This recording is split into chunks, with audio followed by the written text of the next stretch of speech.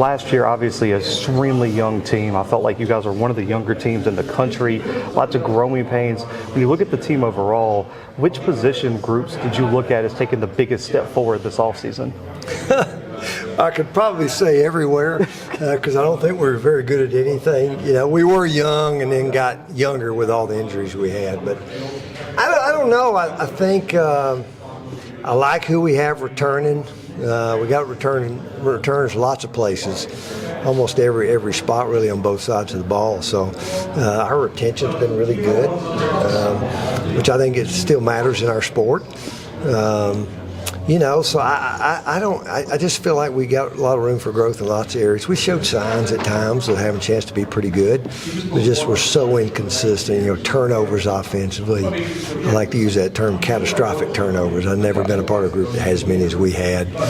Still had a chance to win several more games. We didn't get it done, and you know, so I don't know. I like the group we've got come back. We got some more depth than we've had. So it'll be fun to kind of watch August and see how we progress. When you look at Trey's development last year, he showed some flashes of being that all-conference level quarterback when he came out of high school as a high 3-star, but also there were a lot of growing pains. But you get that as with the true freshman quarterback. Where did you want to see him improve this offseason? How have you felt about his development going into year 2? Well, that's a good assessment. You know, really talented guy, really cares. I don't know if we have a guy on our team that cares more than he does. I just think he went to work in January, you know, and that's I've always said I don't like to play freshman. I will. I just think for him it's been everything from changing his body. You know, he's probably lost 15, 17 pounds. Oh, wow. He's just a different guy. He's made of all the right stuff, maturity, even kind of watching him become a leader, you know, in our group. And he's embraced that role, and he's talented. And I think our sport, and anytime you've got a quarterback back that has played and has ability, and yeah, he made a lot of mistakes, but man, there's other guys that maybe don't make as many mistakes, but their upside's not nearly what it is. And right. So he'll be a fun guy to watch. And we've even got our other 2 guys back. So I've told, you know, some guys, I'm not sure anybody in America has all 3 quarterbacks back on their roster from a year ago. So, and I like those other 2 guys as well. So it'll be a fun group to watch too. How have you and your staff continued to evolve in college football? Because, Coach, every year I come to these media days, There's a new rule. There's a new portal window. There's a house settlement coming down the pipeline. Where does Furman fit in all this, and how have you and staff have evolved with this? Well, it's challenging times. You know, I do think this. Somebody asked me earlier about the retention piece, and I said, well, I think the unique thing for us is we have a pretty special kid at Furman. They're really bright. Our school requires that. You know, that they've had to achieve high in the classroom to even come to our place.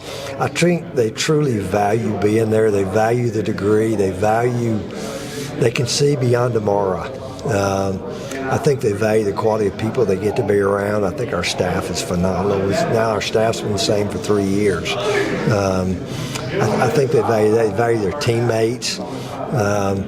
And then, you know, as you adjust, there's some rule changes every year that you go through, but continuity has always been big for us. I think we're truly a developmental kind of place. Right. You know, when you look back at our history, you know, we've been an older football team. We've always been better. And, you know, we're still not a real old team. We're a relatively experienced younger group now.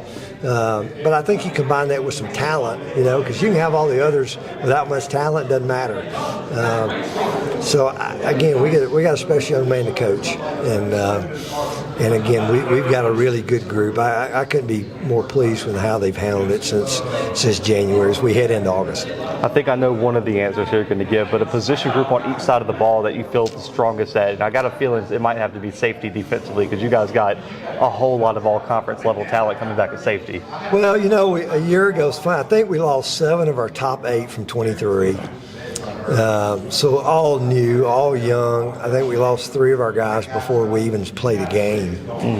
And we've added a couple of guys there that have helped us. So, I think we've tweaked some things both sides of the ball.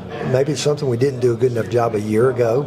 when we didn't have a Tyler Huff at quarterback, and we didn't have the depth defensively we had. So we've looked at those things. But I'd say that group, that back half group, in defense, and then offensively, I'm really kind of excited to be the running back group. We got a lot of depth, a lot of guys there. We've been really beat up in that group for a couple of years, so it'll be fun kind of watch them in August. I've asked all the coaches this. The commissioner very, very vocal about the SoCon garnering that national respect it deserves, and that you guys should never be a one-bid league again. What is it going to take on the field as coaches when you look at the landscape? What is it going to take for the SoCon to get that same benefit of the doubt where you see a 7-5 Missouri Valley team or CAA team get in, or even a 7-4 Big Sky team getting in over a 7-win Western Carolina or Furman or something like that? That's a tough question because it's you got the human part in there where people their biases. There's no question about that. I brought up there in the meeting, they were bringing up about what happened this year. So in 2018, we were co-champion, didn't get in. We lost a game because of the hurricane. And I know at that time CAA got 6 teams in. The top 4 didn't even play each other. And so. But I don't know. I'm a believer you got to go win games. Go win the out-of-conference games. And we got a huge game week 1. We played William & Mary. They come to our place, so huge one. You got to win those games. And then, you know what? You got to beat the best teams in your league down the stretch. You lose late, it hurts you. And I can't say enough about Mike Cross, what he's done. I loved his words today. He said some things some people probably don't want to hear, but it's the truth. At least I think it's the truth. But I was here in the years of Furman and Georgia Southern and Appalachian and Marshall, won national championships. Not a lot has changed. We probably haven't had those elite programs. The Dakotas weren't around. It'd be hard to argue with anything they've done. But I do think sometimes the Dakotas are a good example. They've carried a few of these other teams come along on their coattails. I think that's happened a little bit in the Big Sky.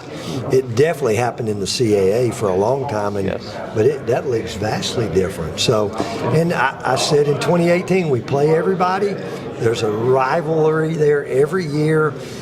If you're a little unique, system-wise, people know you, they understand you, and it creates some more challenges. But we'll keep speaking our mind. But at the end of the day, you got to win those games. And they've always kind of thrown out that magic number of 8. It's hard to keep you out if you get there,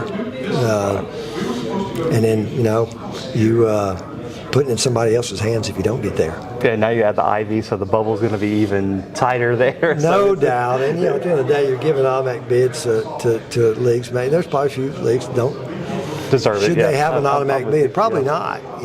We're not, the basketball tournament has 68 teams. And so maybe not, but it's going to take away opportunities from other people. But you don't play each other. You have 2 divisions. I have no doubt the scheduling is figured into that. But it's just, who did you play? Who did you beat? But again, those are things we got to focus on.